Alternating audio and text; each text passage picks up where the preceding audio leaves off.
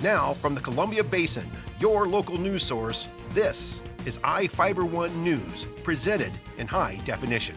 The #1 source for real-time local news, local sports headlines, and our very own Weather Center forecast covering the entire Columbia Basin. With your iFIBER One News team, reporting news in real time as it's happening. From the iFIBER Communications HD broadcast studio in Ephrata, Washington, this is iFIBER One News, and it starts now. Welcome to iFIBER One News. I'm Alan Troop, reporting news from around the Columbia Basin for Tuesday, December 3rd. Tonight, we report on how charges against the Moses Lake daycare director are to be dismissed and how Moses Lake declined to expand the ability to park taxis in residential areas. In sports, Bob Kirkpatrick reports on how the Seattle Seahawks came marching in on Monday Night Football. And our spotlight story tonight is about a group of Moses Lake kids having fun with some technology. And we have the latest weather forecast for the Columbia Basin from the iFIBER One Weather Center. Our top story tonight, the assault charges against a former daycare director and her husband of hitting 2 children will be dismissed if they don't commit any crimes for 9 months. The prosecutor's office entered an agreement with Kelly and Kurt Lewis, agreeing that as long as neither one of them commits any criminal violations, the charges will be dismissed.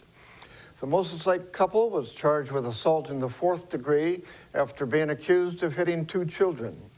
Prosecutor Angus Lee stated the original charges were filed based on the information provided by police, but more information was provided which showed the case warranted dismissal. The alleged incident revolved around a group of 4 children who tried to start a fire while they were at a residence on South Interlake Road. Kelly Lewis told iFIBER One News she did slap one child after seeing smoke.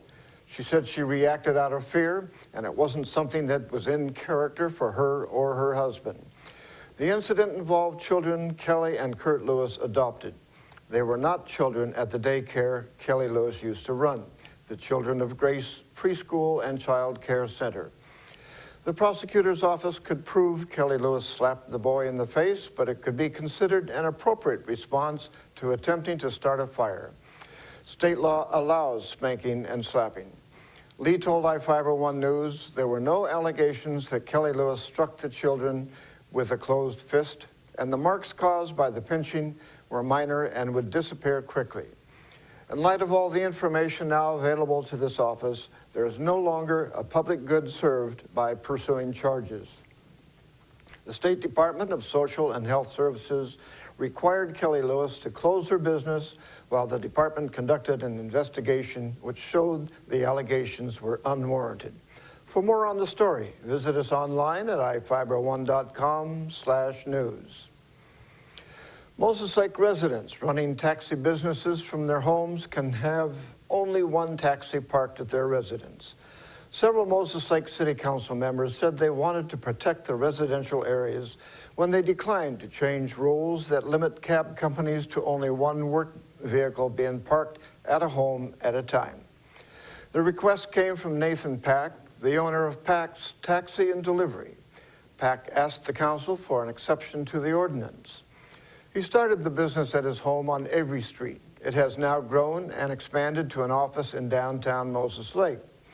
Pack was asking permission from the city to have 2 taxis parked at his home when he and his wife were working. He said they operate 24 hours a day, and having the taxis near to them allows for better service late at night and helps reduce costs. Most of the council rejected his request and stated they were looking at the impact on residential areas.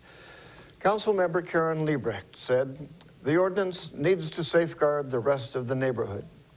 For more on the story and to read about council members' opinions, visit us online at ifiber1.com/news. Each of the people you see here has warrants for their arrest and is wanted by various law enforcement agencies. If you see any of these people, the DOC asks that you not attempt to detain or apprehend them, but to call police. You can also call the Department of Corrections at 509-764-6180 during the day or 509-762-1160 after 5 p.m.